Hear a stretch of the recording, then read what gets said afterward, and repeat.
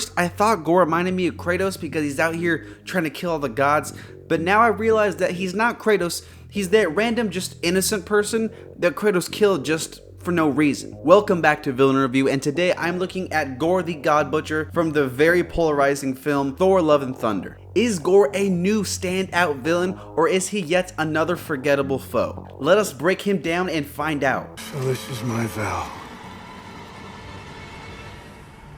All gods will die. Before Gorr went through the magic door, he was just a normal alien dude living his life with his daughter. They were praying to their gods, walking around the desert aimlessly for reasons as one does with their daughter. Over time, however, Gorr's daughter would fall victim to the ruthless desert they found themselves in, dying tragically in her father's arms. But going through that, Gorr never wavered in his devotion to his god. After his daughter passed, Gorr would just sit there waiting for his own death until a magic force called him over, saving his life. This force, it was popping, guys. It had water, probably brown sugar Pop-Tarts, leaf bitches, everything you'd ever want. Gorr would look the god he had been praying to for years in the eyes and rejoice in the fact he had finally been given all his religion promised. But remember a few seconds ago when I said that this forest had leaf bitches? Yeah, it turns out that they're just bitches. Gorr's god would tell him that there is no reward and that his servants only exist to suffer in his name. When it comes to the sick party and Pop-Tarts, all that good stuff, yeah, sorry Gorr, it's not for you. It's to celebrate the death of a powerful enemy who drew his strength from the Necro Sword. Gorr would realize, wait a second, this guy sucks. He'd take the sword after being threatened by his own god and use it to butcher his first and only god. From there, he would make it his vow to kill all gods because they in fact all suck and maybe kinda deserve it. I think Marvel in general has been stepping up their villain game a lot lately, and the fact they take time in this movie to set up Gorr's origin is a huge factor in that.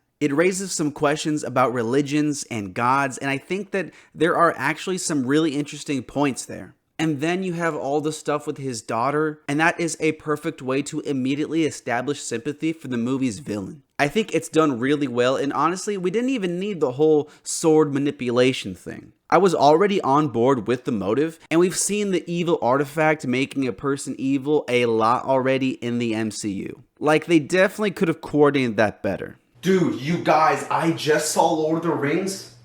Dude, it's so good. Dude, the way the ring, like, manipulates people, such a good dynamic. We should totally use that in one of our movies. Dude, yeah, you can have, like, the villain be, like, kinda chill, but then some random object makes them really evil. Yeah, that'd be really, really cool. Dibs. Dude, who said it first? Okay, I think technically Shang cheated, but if we all do different things, maybe no one will notice. Dude, you're right. You can do like a book. I'll do like a sword or something like that. Yeah, and I could do like an evil door.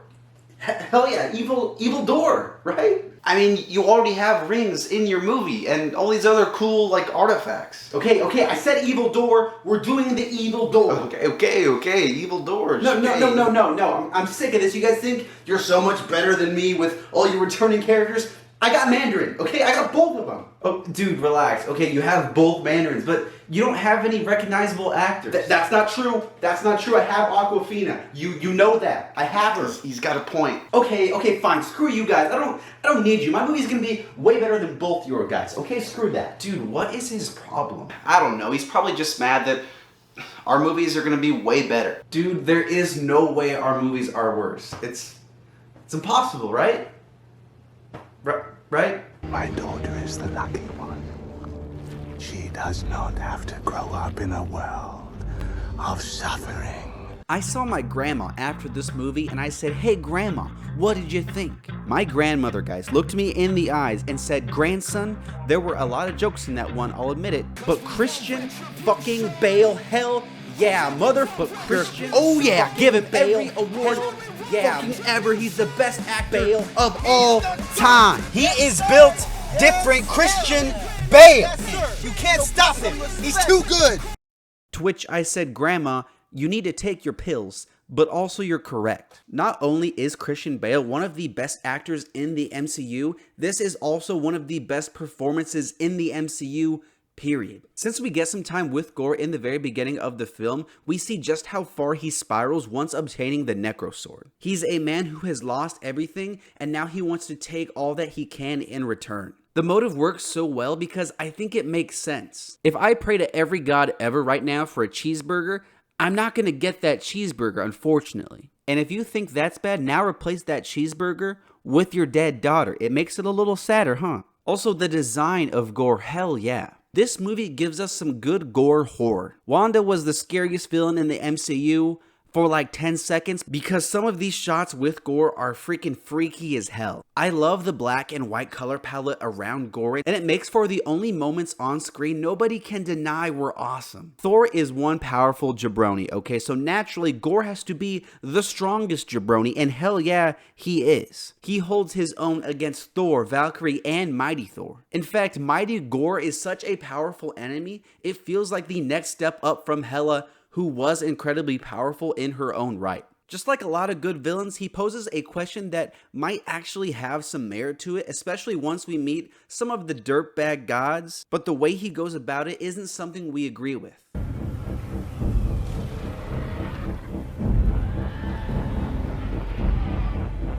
The best scenes for Gorr are easy to pick because they're also some of the best scenes in the movie. A lot of people didn't like this film because of the amount of jokes, but don't worry people, Gorr scenes are nothing to joke about.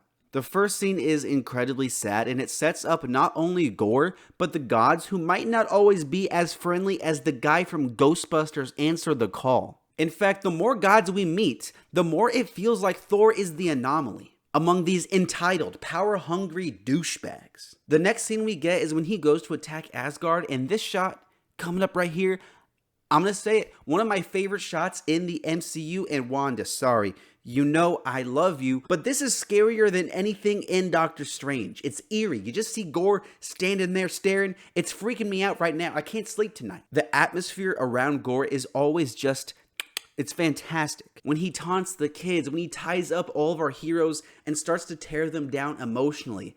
Man, what an awesome scene. And Taika Waititi and cinematographer Barry Adewine deserve so much credit for making these scenes such a visual treat. The last fight is fine, but when he gets his wish at the end of the movie, another great scene. It is so impactful for Gorr, for Thor, for Jane, and Love. It is touching, but it's also sad. Two individuals sacrificing what they love for the betterment of others. It is one of my favorite scenes in the movie and in Phase 4. Before seeing it, I didn't think that there could be such a beautiful and tragic parallel between the film's big villain and its love interest. Great stuff, movie. Good job, Taika. Feige, good job, man. This movie has some serious scenes.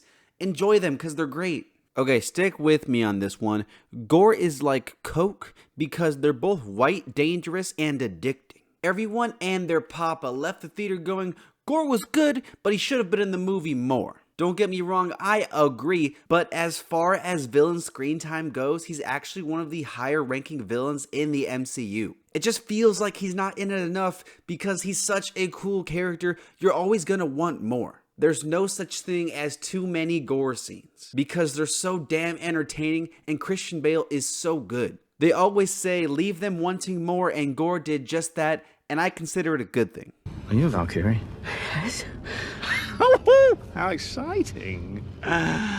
Killing the gods, not really evil, they kind of deserved it, and in general, we're not even sure if he really killed that many gods. Kidnapping kids, that's a jerk move, come on, but once he has them, he kind of just screws with them too. I kind of wish that Valkyrie or Sif died because of Gorr, because Marvel movies need to add some weight to them, but I'll settle for a good old stab and arm decapitation. And that right there wins for a sentence I never thought I'd say. Let's talk a little more about Valkyrie though, because he looks her in the eyes and starts making fun of her for having dead friends. Good lord, dude, I know you're the bad guy, but like, relax, that's just uncalled for. I like when villains have an impact on the story moving forward, and he does indirectly lead to the death of Jane, so I guess that's something. Also, Thor has a daughter at the end of the movie, so thanks, Gorr, I guess. Oh, with all this talk about chopping off heads, I want to have a go.